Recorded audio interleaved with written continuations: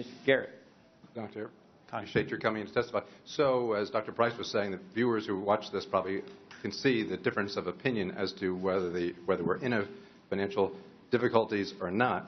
Looking at the issue of health care, we see the discrepancy on that view. So I appreciate that you're here and the report as well, because we can sort of dig down into some of the numbers. The report, I believe I read that the balance of the trust fund under Medicare, looking at that part right now, Part A, would fall from $229 billion at the end of fiscal year 2012, last year, to $31 billion at the end of fiscal year 2023. Is that correct? Yes, Congressman. Okay. And then you go on to say the CBO concludes that in the long-term budget outlook, what we're talking about here right now, is a quote, under the extended baseline, the trust fund would be exhausted just beyond the coming decade. Is that correct? Yes, Congressman. Okay. So I guess my constituents at home, I don't know whether they read this report or not. But I hope they do, Congressman. Yeah, I hope they do too. There's a lot of pictures and everything. I mean, it's a little dry, but it's important. But they do get your message, and they do get your numbers, and that's why they are asking us, what are we doing to try to fix this? You use the word exhausted. What they're asking me is, what are we going to do to prevent bankruptcy by another way to describe exhausted, I think. Could you tell us or tell them what will be the practical implications for seniors in my district and across the country as well if we get to that point where Part A is exhausted or bankrupt, if you will? So as you know, Congressman, the payments for hospitals through Medicare come out of the Hospital Insurance Trust Fund. If that trust fund were exhausted, then the amounts that could be paid to hospitals for treating Medicare beneficiaries would be limited to the amount of revenues as they come in, and that would be less than would be needed to meet all of the bills that would arise under current law. What does that mean to a senior at home today if that happens?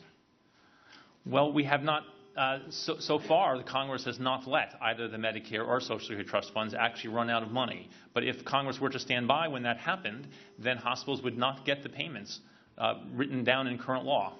I don't know which hospital paid or which wouldn't, or for which patients, or what patients would not get paid for. We have no way to know. Okay. And so now the bottom line, doctors potentially would not be paid, hospitals potentially would not be paid, or more than potentially, and services. So hospitals would not get the full payments that they're written into current law. That's right, Congressman.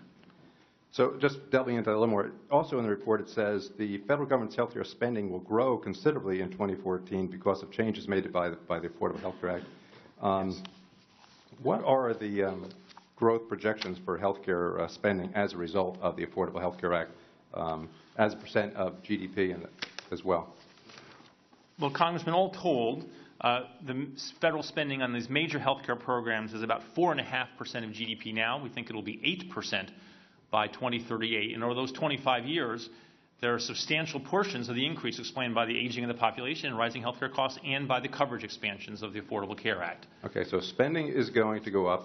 The services would be going down. Now, there's an article in the Wall Street Journal recently about the price of the premiums that people will be paying. In my home state of New Jersey, it says in New Jersey, premiums would increase from $162 per month, right, to $219 per month. I just did that. It's around 35%, roughly, increase in premiums under the Affordable Health Care Act if we just continue on right now. I know you guys did a look back in 2009 as far as the increase of premiums. Have you done a look at what premiums would be increasing under the Affordable Health Care Act if the status quo is continuing?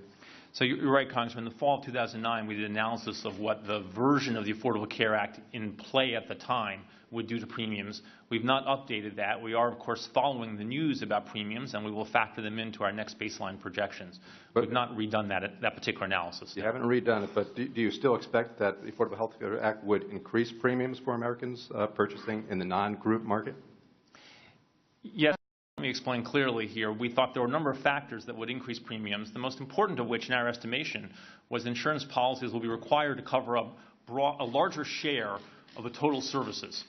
That means that premiums would be higher, but out-of-pocket payments would be lower. Right, and that's a part of the Affordable Health Care Act. That's because of the Affordable Care Act, setting standards for what share of medical costs had to be covered by an insurance policy. But the increase in premiums and reduction in out-of-pocket costs will be offsetting for the average beneficiary. Some would pay more, some would pay less, but offsetting on average. And there are other reasons also why we think premiums would go up. And as you know, those are before subsidies, the premiums that you're referring to. Right, and my time is up, but I thank you for the clarification and all that. Thank you, Congressman. Mr. Pasquarello. Thank you,